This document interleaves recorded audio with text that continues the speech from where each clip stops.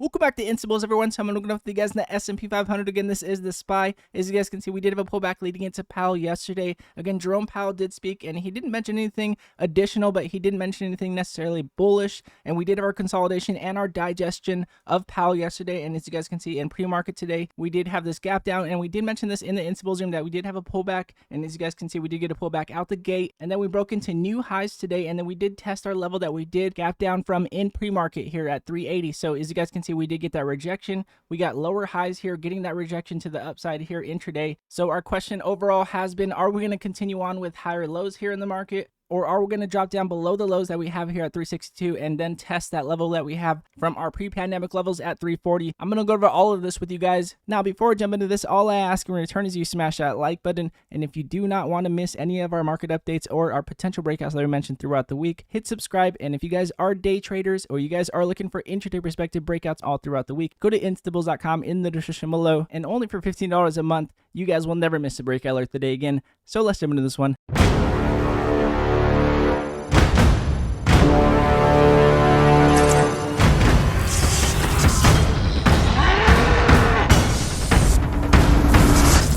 So jumping into the daily chart with you guys here on the SPY, as you guys can see, as far as how much strength we do have, as you guys can see, having a pullback after we had a bounce, got rejected on our 50-day moving average, and then came back and then had a bounce again, and then bouncing off of our 20 as our 20 and our 50 are pointing down. Very, very bearish signals that we have here. But what exactly are we looking for to have a bounce back? Well, as you guys can see here on our MACD, we do have our white shaded line coming in. Again, this is a reverse in buy pressure, as we are getting a decrease in buy pressure with our white shaded line coming in. So going into tomorrow and going into next week, we don't want to see a continuation on these white shaded lines. We want to see an increase in a solid green bar here, or we could possibly continue on lower. And as you guys can see in our email lines, we are now curling. We want to see that continuation on higher. Again, we want to get above the median of our MACD to make sure we do continue on with that momentum to the upside to get that stronger momentum that we're looking for. Again, we are below the median of our MACD and we are crossing up here, so it does show us some pressure. But one thing I really want to look at here is the dollar. As you guys can see here, we are consolidating within the dollar here. We are on an ascending wedge to see if we are going to break higher or if we are going to break lower. Again, if we do break lower, then the market will get more momentum to the upside. If we do break higher in the dollar here and we do break above this ascending wedge, the market will have more strength to the downside possibly and continue on with those white shaded lines on the MACD here to show us that continuation on that decrease in buy pressure to give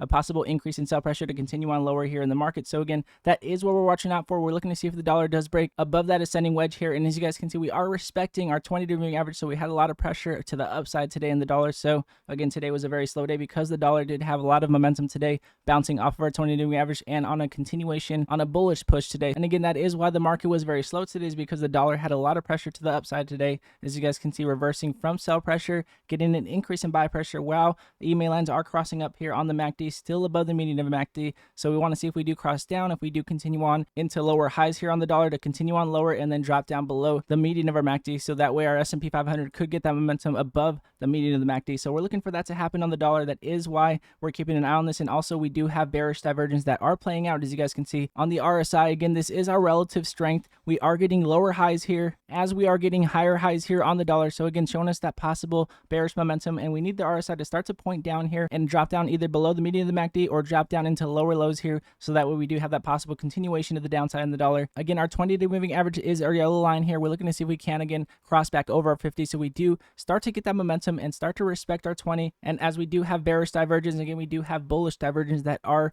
trying to play out here. So we're going to see if we do get that pressure. We still do have our EMA lines above here on our MACD, so we'll see if we do continue on higher. But like I said, again, the next leg lower is our pre-pandemic levels here at 340. So again, we've gotten a lot of sell-off done in the market here. The question is, when exactly are we going to be hitting that bottom? And again, with our pre-pandemic levels coming up here at 340, we'll see how the market reacts if we do get a major bounce. So again, a lot of opportunity here. We will keep an eye on this and to see exactly what happens here. But again, just staying cautious and just taking what the market gives us. Again, if you guys are day traders or you guys are looking for intraday perspective breakouts that break out throughout the day, again, we mentioned a major breakout today, like REVB today. Again, we mentioned them on a volume spike to 154, looking to see if we can break over pre-market highs at 163, got halted at 168, mentioned to just put a stop loss. Again, this is not financial advice. This is only what I'd be doing. This is what I mentioned for you guys throughout the day. We went from 154 to 192 today, over 20% on that breakout. So if you do want to see all of these volatile breakouts throughout the day, again, I know the market has been very choppy, but when you guys are in a room, if you guys can imagine a place where